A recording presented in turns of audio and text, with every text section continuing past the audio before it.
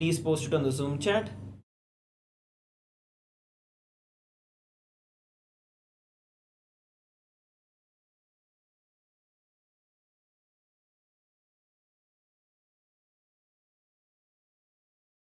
Whatever Swamiji showed you, please post it in the Zoom chat. And once again, I'd like to share that the key to this power manifestation enters into how much of details you're able to look, or how much of details you're opening yourself up to for Swamiji to manifest through you. The more and more you verbalize, the more and more you share, you will see that the more and more powers you manifest. So that is the key to manifesting this power. So go ahead, you can send it as a message on the Zoom chat. And in just a few moments, we're going to look at the answer that was projected for all of us. What was the image that was projected for every one of us?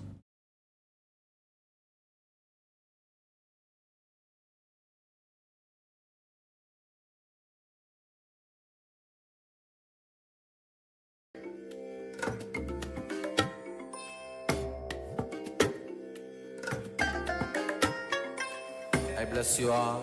Let you all open all your three eyes and manifest. Yes, so we have answers. We have Geronimus who is sharing first a green square. Later, the left top was blue, flowing from with a white edge at the bottom. Beautiful. We have Pavan who is sharing the letter J. Okay. Yes.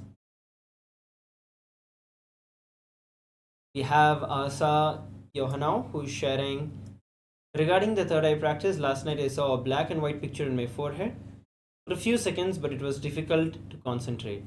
Okay. Yes. So rest of you also can share what Swamiji showed you. What is that you were able to see? We have Junji Wong who is sharing red and green. Yes, okay. Alright, so while others are also posting, let's now take a moment to look at the image that was projected for all of us on the screen. So the image that was projected for all of us, as you can see, are a couple of different colors that were there. Starts with blue and enters into a darker shade of black or maroon, and then moves on to the color pink. So this is the color that was projected, the shades of three colors that were projected, a gradient from blue to pink. So yes, Geronimus had shared about the color blue and flowing with the white edge at the bottom, the green.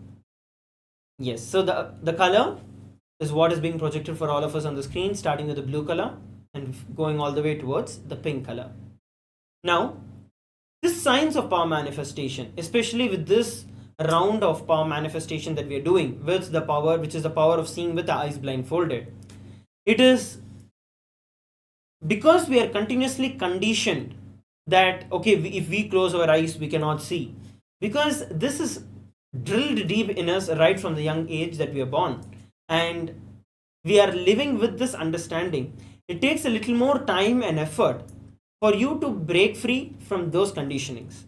The moment you actually drop the self-doubt, whether am I manifesting or not, is it coming up, or I have tried this many times, it is not coming for me. The moment we decide to drop every time at Swamiji's feet, you will see that you manifest more and more powers.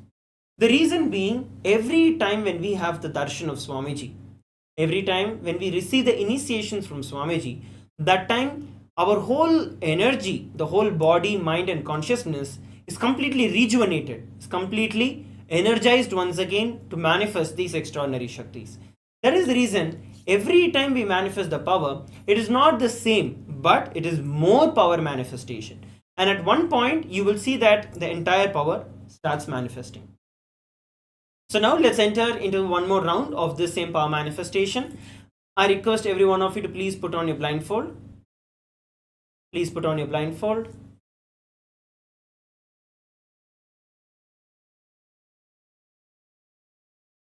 Let's begin the power manifestation. We're going to be projecting another image for all of us on the screen.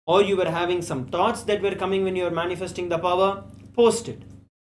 Because you do not know whether it is actually manifesting the power or whether you're guessing something. The more and more we manifest the power, only then we'll see, okay, am I catching the knack of it or not? Like at this point, I am manifesting the power. At this time, I am actually thinking about something. So that click, that understanding where you are manifesting the power will come only when we manifest the power more and more. So go ahead and start posting. Pavan has shared the color red. Good. Yes. The rest of you also can go ahead and share it. What is that Swamiji showed you?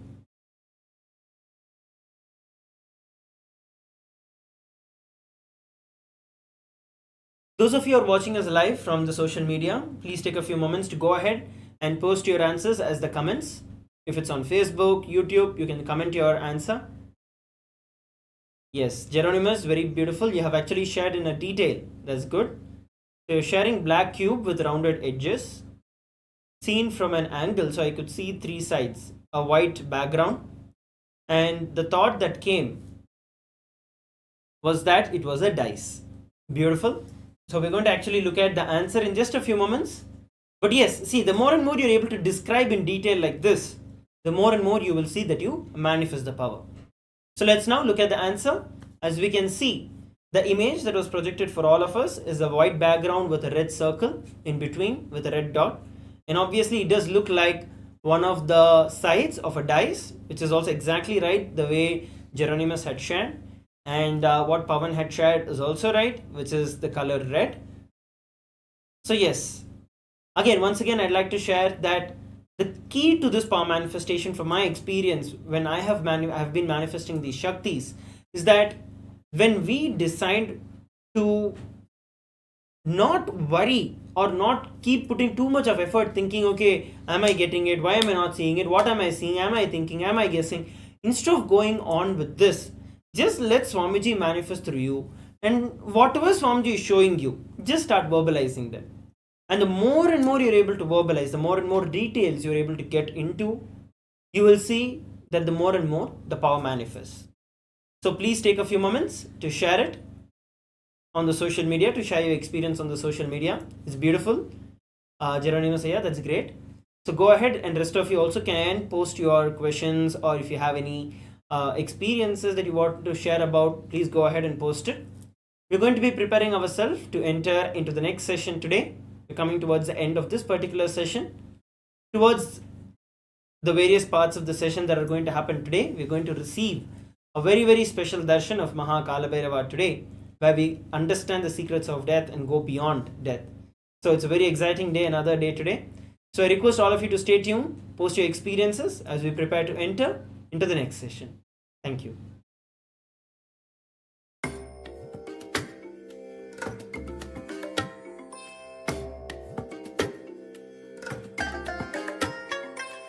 I bless you all. Let you all open all your three eyes and manifest the powers of Mahar Sadashiva. Om Nithyananda Paramashivoham. Om Nithyananda Paramashivoham. Om Nithyananda Paramashivoham. Om Nithyananda Paramashivoham. Om Nithyananda Paramashivoham. Om Nithyananda Paramashivoham. Om Nithyananda Paramashivoham. Om Nithyananda Paramashivoham. Om Nithyananda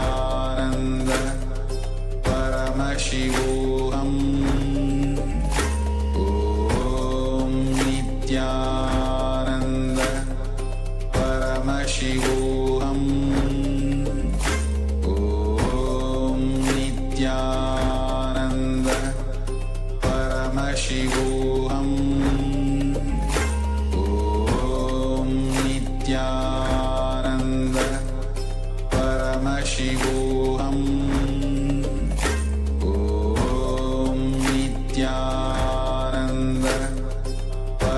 Paramashivoham. Om Nithyananda Paramashivoham. Om Nithyananda Paramashivoham. Om Nithyananda Paramashivoham.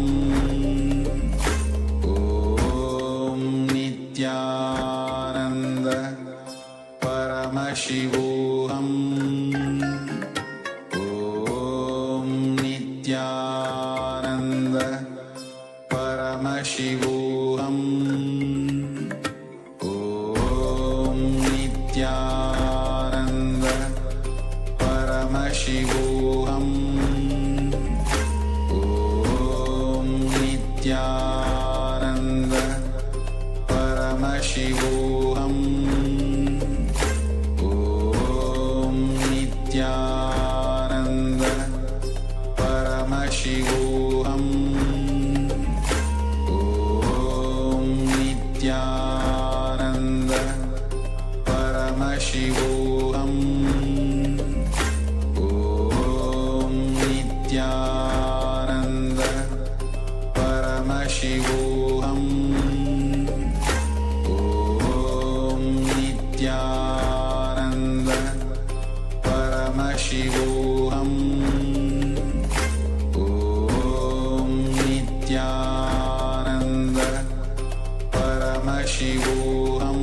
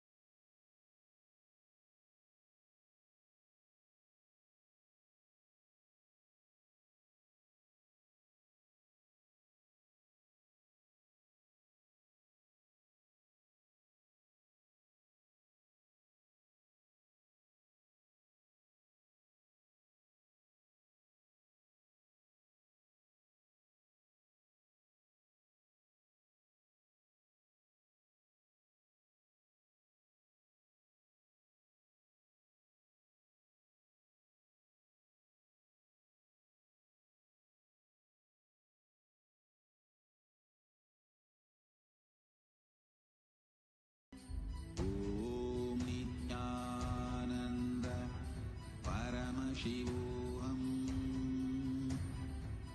Om Nithyananda Paramashivoham. Om Nithyananda Paramashivoham. Om Nithyananda Paramashivoham.